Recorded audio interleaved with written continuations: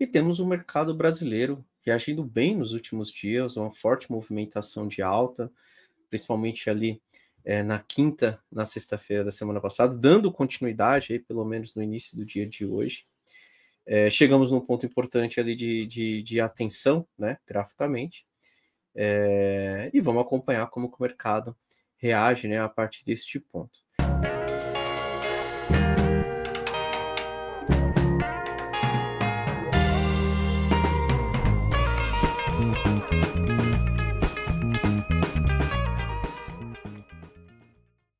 Bem, eu me chamo Alan, faço parte da equipe Ficube. Hoje, dia 17 de março, uma segunda-feira. Lembrando que a gravação das oportunidades da semana é uma parceria com o canal Monitor do Mercado. Vou colocar minha tela, então, para a gente falar do Ibov, né, e mostrar aqui o que vem acontecendo. Bem, pessoal, vamos lá. O Ibov, né? Eu tinha como um ponto de resistência, porque assim, vamos lá. O que o Ibov ele fez ali desde janeiro, né? Ele vinha nessa movimentação de alta e estava aqui nesse movimento de topos e fundos mais altos. De repente, ele fez esse movimento de correção, fez um repique e começou a apontar para baixo, certo? Eu entendi ali, né, pela movimentação, que ele poderia voltar tudo de novo para testar os fundos anteriores. Bem, não foi o que aconteceu. Ele tinha um ponto de suporte, que era justamente esta região aqui do 122, 122,300 ali mais ou menos. Ele veio testar e acabou segurando, tá? E aí na semana passada, né, movimento forte ali na quinta, na sexta e hoje dando continuidade, ele veio rompendo tudo aí para cima, né? Então rompeu para cima do 125,700, já veio aqui para a região do 129,500 e aparentemente está dando continuidade na movimentação de alta. Ah, então quer dizer que aqui é o melhor ponto de compra? Não, eu tomaria cuidado com compras. Também não quer dizer, né, que se você tiver aquele candidato, aquela ação ali que está numa região mais interessante de suporte, que tem uma relação risco-retorno mais favorável, não quer dizer que você precisa ficar de fora, tá? Mas é uma região de atenção pelo Ibov. No momento eu vejo mais como um ponto de resistência, tá? Só que da mesma forma que eu comentei que aqui embaixo também era um ponto que ele teria ali uma certa dificuldade, ele acabou passando direto. Se por um acaso, pessoal, o Ibovespa nos próximos dias ele dá sequência nessa movimentação de alta, rompendo ali, né, e demonstrando para a gente realmente que acabou rompendo, por exemplo, buscando essa segunda linha verde, eu pensaria nas compras em qualquer movimento de pullback, acreditando numa retomada, tá? E assim, o Ibov trabalhando acima aí dos 130 mil, acima dessa marcação em vermelho, eu já começo a projetar esse Ibov tentando buscar tudo de novo lá para os 137.500, tentando ali buscar a região de topos de agosto, né? Se eu não me engano, é um topo histórico aí, né? É isso mesmo. Então, olha, vamos ficar de olho aí, porque bela movimentação do Ibov e para cima desses 130 mil a gente pode ter aí uma retomada na movimentação de alta. Volto a repetir, não é o melhor ponto de compra, tá? Cuidado ali para, assim, tem ali o seu candidato que está no ponto interessante, ok, mas cuidado com o tamanho ali de posição, né? A alavancagem não vai ficar aí pesado numa região que pode ser uma resistência, porque se ele falha aqui, ele volta para dentro da consolidação e o primeiro alvo aqui de suporte que ele vai ter vai ser justamente esse 125.800, tá?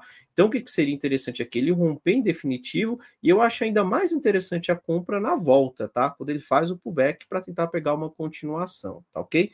Então, vamos ver se acontece, mas de qualquer forma, Ibov no ponto importante aí, ponto de decisão, rompeu para cima dessa região, próximo alvo eu vou colocar na linha verde, aqui próximo do 133.500, e aí, qualquer movimento de pullback na sequência, eu volto a pensar em compras e com viés ali de uma movimentação até um pouco mais forte ali, uma retomada, né, de movimentação de alta, de tendência de alta para o Ibovespa, tá? Então, vamos seguir acompanhando para ver se realmente ele vai ter força aí para trabalhar para cima do 130. Se falhar, aí o suporte 125.600, 125.500 vai ser o primeiro ponto de parada.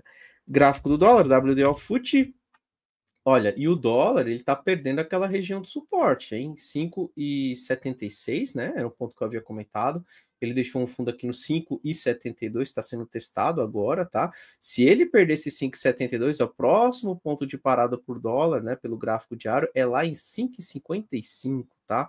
E aí o que a gente pode entender do dólar, né? Ele deu essa grande pernada de queda, isso aqui foi só um repique para continuação. Então, fiquem atentos, principalmente se o dólar começa a trabalhar para baixo de 5,72. Se o dólar perdeu 5,72, né, fizer algo parecido com isso, sei lá, vem a 5,60, por exemplo, qualquer movimento de repique eu até pensaria na venda, tentando trazer ele no próximo alvo, tá? Então, dólar para baixo, né? Só tome cuidado também com vendas, com ele testando fundo, né? Eu acho que não é o melhor ponto de venda, né? Então, só toma cuidado, porque muitas vezes ele vem aqui, testa essa região e acaba segurando. Agora, se ele perder e fizer repique, ok, eu acho que dá até para arriscar uma venda, tentando levar ele até os 5,72, tá? Mas, de qualquer forma, dólar bem pesado aí, e sugerindo a continuação na queda. Bem, toda semana trago 2 candidatos, e essa semana também trouxe aqui. O primeiro candidato que eu gostaria de chamar a atenção, e olha, é um candidato de compra, tá? Só fica o alerta ali da região, né, de importância do Ibov, que precisa ser rompido. Se ela falhar, pode ser que os candidatos aí fiquem um pouco mais travado, mas eu considero que são candidatos que estão em pontos interessantes e que o stop não é caro, tá? Vamos lá. Primeiro candidato que eu gostaria de trazer aqui é o gráfico de CCR, rodovias, né? CCRO, então CCRO 3. Vamos lá, pessoal. Deixa eu pegar primeiro aqui o gráfico semanal de CCR, né? Primeira coisa, ele deu essa pernadona de queda, ele acabou perdendo essa região aqui dos 11,25, tá?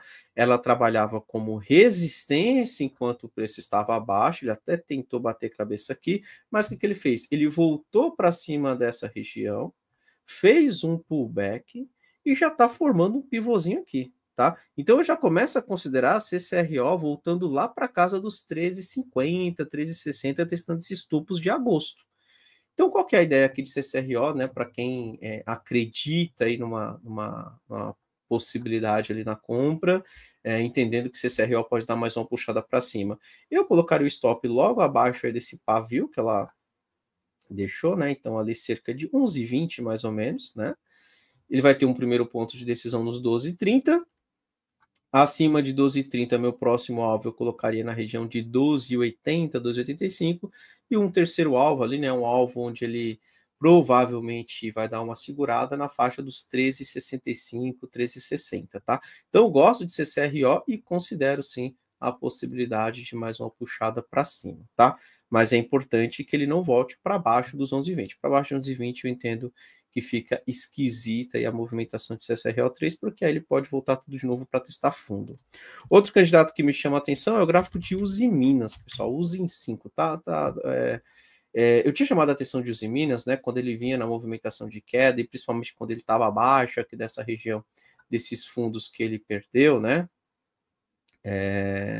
Que era um ponto de resistência, tá? Só que os Minas acabou se recuperando bem aí nos últimos dias, né? Engatou essa pernadinha de alta. Tá certo que ele tem bastante resistência, mas ele já está acima aqui dos 5,60, 5,65.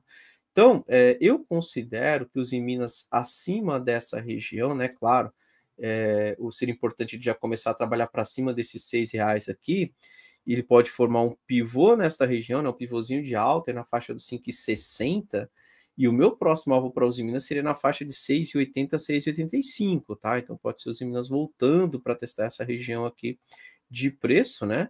Então gosto também de Usiminas, mas da mesma forma que a gente falou de CCRO, é importante que os Minas não volte, eu vou até dar um pouquinho de folga aqui, não volte para baixo de 5,55. Abaixo de 5,55 aí já fica esquisita essa movimentação de Usiminas, tá? Então ver se os Minas já começa a reagir por aqui, acima de R$ 6 já começa a haver uma primeira tentativa, e aí o alvo seria próximo de 6,80, chegando lá a gente observa. Se perder 5,55, né, alguém estiver comprado, aí toma cuidado, porque entendo que seria mais interessante estopar para não ficar ali vendo o preço voltar para testar fundos, né? Daria cerca de 7,5 ali de stop, se ele voltar para baixo de 5,55. E se ele for lá no 6,80, né? Deixa eu só ver uma coisinha aqui. Dá um stop, dá um alvo aí de quase 13%, né? Então dá quase um 2 para 1 ali. Então vamos seguir acompanhando, mas eu gosto tanto de Usiminas quanto CCRO. Considero que são dois candidatos aí que vale a pena ficar de olho, tá? Vamos dar uma olhadinha no S&P 500, né? Bem, o S&P 500, pessoal, o S&P 500, eu tenho até um desenho que eu fiz ali a semana passada, né? O S&P 500, ele veio numa movimentação de queda, né? Um pouco mais pesada ali, por conta de todo o noticiário que tem envolvido ali os Estados Unidos com o Donald Trump. O mercado esticou bastante, perdeu alguns pontos de suporte e deixou alguns pontos de resistência agora para serem testados, né, quando o preço volta, né, quando o preço fizer um movimento de repique. Então, assim, deu uma pernada de queda, fez um fundo mais baixo que os anteriores. Eu tenho uma expectativa de que o S&P 500 ele corrige, né? E aí, se ele faz essa correção, o meu alvo máximo seria ali próximo dos 5.800. Chegando aqui, a ideia é bater cabeça e mandar para baixo, tá? Então quer dizer que ele vai corrigir? Então, essa é a minha expectativa. Mas ele pode simplesmente segurar por aqui agora e já mandar para baixo. Se eu estou procurando venda, eu acho a venda mais interessante próximo da linha vermelha. Se ele começa a segurar por aqui, eu não faço nada, tá? Agora, para quem está procurando compra, qual seria o melhor ponto? No momento, eu entendo que o melhor ponto de compra, pensando em mercado americano, seria pelo risco na faixa dos 5.400. Então, se ele voltar para cá e começa a ter uma reação um pouco mais positiva, ali, né? Uma reação compradora naquele ponto. Quer dizer que é uma compra para renovar máximos? Não, mas pelo menos voltar e testar alguns pontos de resistência no curto prazo. Então, 5.400 vai ser um primeiro ponto. Ou então, se ele fizer algo parecido com isso. Então, vamos lá, ele acabou de dar uma pernada de queda, está fazendo um repique. Supondo aí que ele começa a falhar por aqui, vem testar esse fundo, ok? Não faz um novo fundo, aí começa a apontar para cima. Já pode até ser uma primeira tentativa pelo risco, mas aí tem que ter um certo cuidado, porque entendo que ele pode andar um pouco de lado para depois ir lá testar o próximo ponto de suporte. O mais interessante, né, seria esperar ele desenhar algo parecido com isso. Então ele testa o fundo, não faz novo fundo, rompe uma região de topo anterior, volta para testar e forma um pivôzinho para cima. Essa é uma condição que me chama mais atenção para a compra, porque eu começo a ver uma possível reversão dessa movimentação de queda, né? Ele começa a tirar um topo mais alto, um fundo mais alto que o anterior, ele rompe uma região de topinhos ali que ele pode deixar no meio do caminho e se voltar para testar e aponta para cima, isso indica para a gente ali uma possibilidade de uma retomada na movimentação de alta, e aí o primeiro alvo seria o teste do topo, e aí sim eu começo a projetar ele podendo buscar novamente as máximas lá, mas ele teria que demonstrar esse movimento de reversão. Enquanto ele não faz isso, eu entendo que o mais provável é a correção para depois cair novamente, tá? Que é no momento que parece ali, quando eu vejo esse gráfico do S&P 500, beleza? Então é isso, pessoal. Vou encerrando por aqui. Desejo aí para todos uma excelente semana, bons trades. E a semana que vem estamos de volta com mais uma gravação das oportunidades da semana em parceria com o canal Monitor do Mercado, pessoal. Um abraço a todos. Tchau, tchau.